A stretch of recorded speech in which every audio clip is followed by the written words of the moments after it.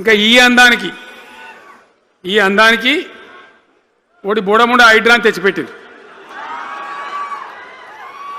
దానికి ఆ హైడ్రాకు ఆ పిసిసి ప్రెసిడెంట్ అనుకోడు ఆయన, కాంగ్రెస్ కమిటీ అధ్యక్షుడు, ఆయన నిజామాబాద్లో పోయి చెప్తుండు, హైదరాబాద్లో హైడ్రా, నిజామాబాద్ కూడా తెత్తాం బిడ్డ, నిజామాబాద్లో నిడ్రా, రేపు జగిత్యాలలో కూడా జిడ్రా అంటాడు. ఇక అది ఏం కావాలి?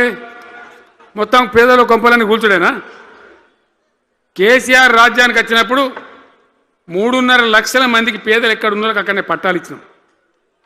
వాళ్ళని ఆగం చేయకుండా పాపం గదిబోళ్ళు 3.5 లక్షల కుటుంబాలకు హైదరాబాదు చుట్టుపక్కల వేరే పట్టణాల్లో కూడా పట్టాలు ఇచ్చిన వాళ్ళని బతకనిచ్చినాం.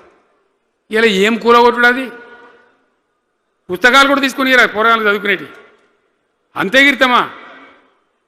నేను ఒక్కటే మాట మనం చేస్తా ఉన్నా, గ్యారంటీగా బీఆర్ఎస్ గవర్నమెంట్ వచ్చేది ఖాయం.